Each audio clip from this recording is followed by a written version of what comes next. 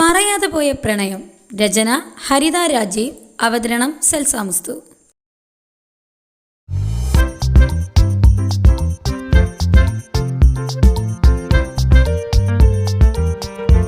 Calling ബെല്ലിന്റെ ശബ്ദം കേട്ടാണ് മീര പോയി വാതിൽ തുറന്നത്. അവധി കഴിഞ്ഞ് വീട്ടിൽ നിന്ന് വന്ന നിഷയായിരുന്നു. നീ നാട്ടിൽ നിന്ന് എപ്പത്തി? സാധാരണ ലീവ് കഴിഞ്ഞ് തിങ്കളാഴ്ച രാവിലെ വരാറുള്ളൂ. ഇതെന്താ ഇപ്പം നേരത്തെ? നീക അകത്ത് കയറി കൊണ്ട് മീരയോട് ചോദിച്ചു. ആ സമയം ഒന്നും നിഷ അവളുടെ മുഖത്ത് നോക്കിയിരുന്നില്ല. മീരയുടെ ഭാഗത്തു നിന്നും അനക്കമൊന്നും കേൾക്കാത്തായപ്പോഴാണ് നിഷ അവളുടെ മുഖത്തേക്ക് നോക്കിയത്. എന്താടോ, താൻ കരയുകയായിരുന്നു? തനിക്കെന്താ പറ്റിയേ? ഇവിടുന്ന് സന്തോഷത്തോടെ നാട്ടിൽ പോയതല്ലേ? പെട്ടെന്ന് മീര നിഷയെ കെട്ടിപ്പിടിച്ച് കരയാൻ തുടങ്ങി. കുറേ നേരത്തെ കരച്ചതിന് ശേഷം മീര തലപൊക്കി. എന്താടോ, താൻ കാര്യം പറ, എന്നിട്ട് കരയാം. ഡോ, ഞാൻ പ്രതീക്ഷിക്കാത്ത പലതുമാണ് എൻ്റെ ജീവിതത്തിൽ സംഭവിക്കുന്നത്. നിഷ കാര്യം മനസ്സിലാവാതെ മീരയെ നോക്കി. എൻ്റെ കല്യാണം ഉറപ്പിച്ചു, അവൾ തുടർന്നു. ആരേറ്റ്? നിഷ ആകാശപൂർവ്വം ചോദിച്ചു. കാർത്തിയേട്ടനുമായിട്ട്. കാർത്തിക് തൻ്റെ ചേച്ചിയുടെ ബ്രദറാണല്ലോ അല്ലേ? അതെ. എന്നിട്ട് താൻ എതിർപ്പൊന്നും പറഞ്ഞില്ലേ? എന്ത് പറയാൻ, ആരോട് പറയാൻ? സിദ്ധുവിൻ്റെ കാര്യം പറയായിരുന്നില്ലേ? എന്താ ഞാൻ പറയേണ്ടത്? സിദ്ധുവിനെ എനിക്കിഷ്ടമാണെന്നോ? അവനെന്നെ ഇഷ്ടമല്ല എന്ന് പറഞ്ഞാൽ? അവന് സൗഹൃദത്തിനപ്പുറം എന്നോട് വേറൊന്നും ഇല്ലെന്ന് പറഞ്ഞാൽ? എനിക്ക് വയ്യടോ എല്ലാവരുടെ മുമ്പ് നാണം കെടാൻ. മീര അതും പറഞ്ഞുകൊണ്ട് ഏങ്ങലടിച്ച് കരയാൻ തുടങ്ങി. നിനക്ക് സിദ്ധുവിനോടെങ്കിലും പറയായിരുന്നില്ലേ? എനിക്ക് തോന്നുന്നത് നിങ്ങളൊന്ന് മനസ്സ് തുറന്ന് സംസാരിച്ചാൽ തീരാവുന്ന പ്രശ്നമേ ഉള്ളൂ. ഞാനെല്ലാം തുറന്ന് സംസാരിക്കാമെന്ന് വിചാരിച്ച് അപ്പോഴാണ് കുറച്ച് മുമ്പേ സിദ്ധുവിനെ വിളിച്ചിരുന്നു. അവനോടെല്ലാം പറയണമെന്ന് തന്നെയാണ് വിചാരിച്ചത്. അവസാന നിമിഷം വരെ അവൻ എന്തെങ്കിലും പറയുമെന്ന് വിചാരിച്ചു.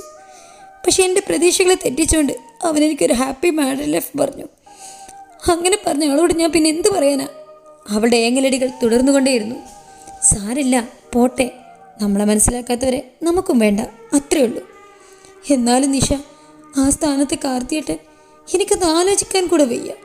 ഞാൻ ഏട്ടനോട് അടികൂടുമ്പോഴും അടുത്തിടപഴകുമ്പോഴൊക്കെ എൻ്റെ സ്വന്തം ഏട്ടനായിട്ടേ കണ്ടിട്ടുള്ളൂ. അതുകൊണ്ട് തന്നെയാണ് ഇത്രയും സ്വാതന്ത്ര്യം എടുത്തതും. ഞാൻ ഇങ്ങനെ ഏട്ടനോട് നിന്നതൊക്കെ എല്ലാവരും തെറ്റിദ്ധരിച്ചാവുമോ? ഒരിക്കലും അങ്ങനെ ഒരു കണ്ണുകൊണ്ട് ഞാൻ നോക്കിയിട്ടേ ഇല്ല. ആൾക്ക് ഇഷ്ടം തോന്നിയെങ്കിൽ വീണ്ടും ഞാനൊന്നും ചെയ്തിട്ടുമില്ല. എന്നിട്ട് എന്തേ?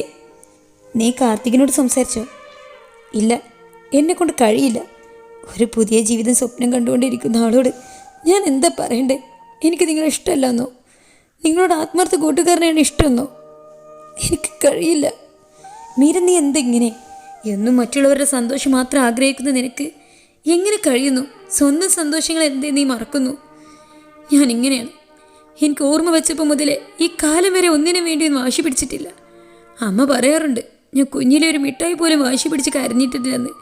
ഒരു ഉടുപ്പാണെങ്കിൽ പോലും ചെരുപ്പാണെങ്കിലും അച്ഛനും അമ്മയും വാങ്ങിച്ചു തരുന്നത് സന്തോഷപൂർവ്വം സ്വീകരിച്ചിട്ടേ ഉള്ളൂ.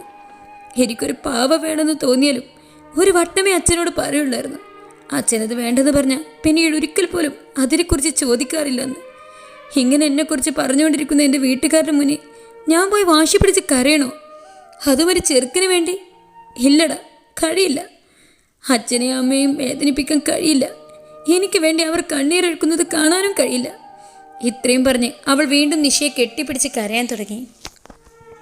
പോട്ടടാ, സാരില്ല. നിന്റെ മാനസികാവസ്ഥ എനിക്ക് മനസ്സിലാവുന്നുണ്ട്. വീട്ടുകാരുടെ ഇഷ്ടം നിറവേറ്റാനാണ് നിന്റെ തീരുമാനമെങ്കിൽ ഇത്രയും ദിവസം മനസ്സിൽ കൊണ്ട് നടന്നതെല്ലാം നീ മറക്കണം. ഒരാളെ മനസ്സിൽ വെച്ചുകൊണ്ട് വേറൊരാളെ സ്വീകരിക്കരുത്. പുതിയ ജീവിതത്തിനോട് പൊരുത്തപ്പെടാൻ ശ്രമിക്കണം. ആടാ, ഞാൻ എല്ലാം മറക്കും. അച്ഛനമ്മയും കാണിച്ചു തന്ന വഴിയെ ജീവിക്കും. എല്ലാത്തിനും എനിക്ക് കുറച്ച് സമയം വേണ്ടി വരും. എന്നാലും എല്ലാം ശരിയാവും. അവൾ കണ്ണ് തുടച്ചുകൊണ്ടെന്തോ മനസ്സിൽ ഉറപ്പിച്ചതുപോലെ പറഞ്ഞു. അവളുടെ മാറ്റം കണ്ട് നിഷയും അത്ഭുതപ്പെട്ടു. സംസാരിച്ചു കഴിഞ്ഞപ്പോഴാണ് നിഷ മീരയുടെ കോലം നോക്കുന്നത്.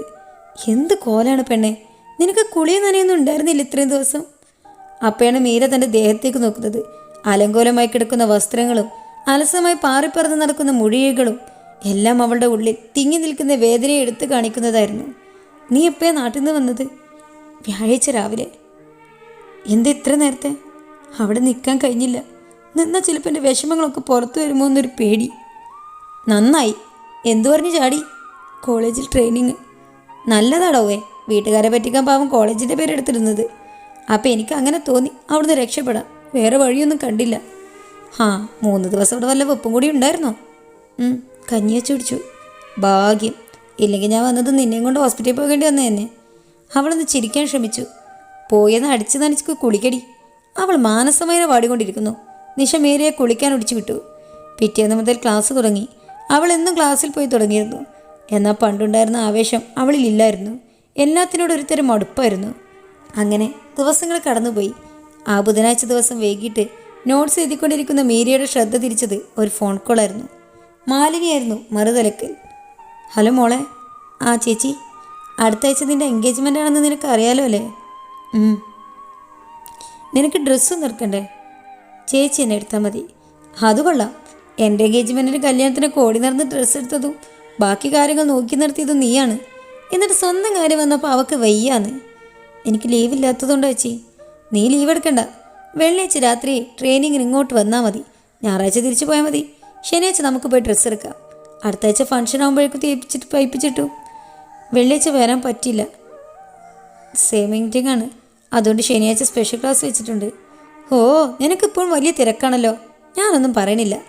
അങ്ങനെയല്ലേ ചേച്ചി, എനിക്ക് കുറച്ച് ഉത്തരവാദിത്തങ്ങളുണ്ടല്ലോ.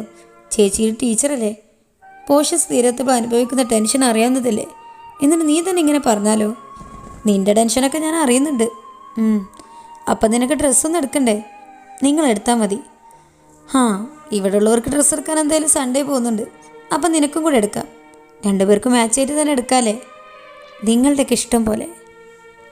എല്ലാം ഞങ്ങളുടെ ഇഷ്ടം നോക്കിയിരുന്നോ. സ്വന്തം ഇഷ്ടത്തിനൊരു വിലയും കൊടുക്കണ്ട. ചേച്ചി, എന്താ കൊച്ചേ, നീ ഇങ്ങനെയൊന്നും പറയല്ലേ. എനിക്ക് ഫീലാവുന്നു. നിന്നെ വിഷമിപ്പിക്കാൻ പറഞ്ഞതല്ല, നിൻ്റെ സ്വഭാവം കാണുമ്പോൾ പറഞ്ഞു പോകുന്നതാണ്. ധാവണി എടുത്താൽ മതിയോ അതോ സാരി വേണോ? ധാവണി മതി. അവളൊന്ന് ആലോചിച്ചതിന് ശേഷം പറഞ്ഞു. ഓക്കെ, നിനക്ക് ഇഷ്ടപ്പെട്ട കളർ തന്നെ എടുക്കാം.